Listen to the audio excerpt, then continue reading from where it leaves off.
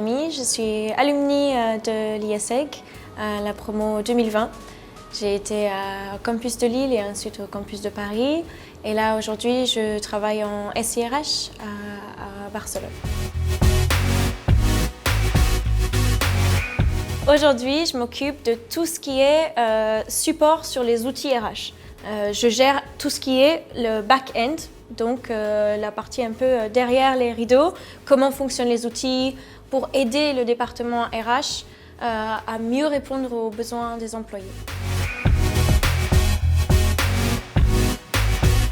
Toutes les personnes dans ma vie qui émanent un désir de vivre, de joie, d'amour, c'est ça qui m'inspire.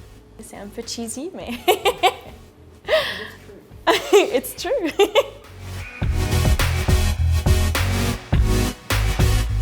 L'ISEG, il y a tellement de mots. L'ISEG, j'aime bien la porte ouverte.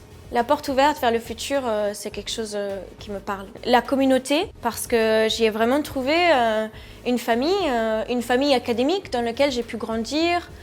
Et pas seulement les étudiants, hein, mais le staff. Il y a une sorte de convivialité que j'ai adorée. Je me suis sentie un second chez moi. Les deux, ils ont chacun leur propre force et leur propre petite faiblesse de temps en temps. Lille, c'était vraiment une communauté pour commencer dans la vie étudiante. On découvre la vie, on découvre être adulte et on aime faire la fête. Et Paris, il y avait ce dynamisme, beaucoup de professeurs dans un même endroit qui parlaient plein de langues différentes, beaucoup l'international aussi, c'est très axé sur l'international à Paris. Et c'est à la Défense, donc je pense qu'il y a vraiment beaucoup de contacts avec les entreprises. Donc je n'ai pas de préférence.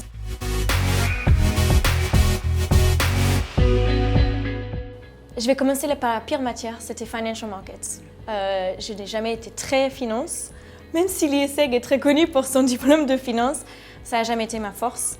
Et ma matière préférée, écoutez, j'ai découvert la RH à travers plusieurs cours.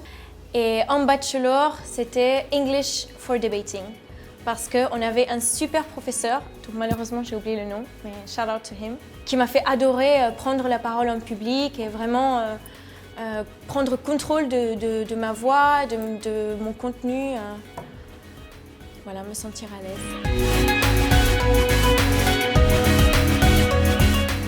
Si tu rentres à l'ISEG et que tu ne sais pas encore ce que tu veux faire, que tu es un peu perdu, c'est pas grave.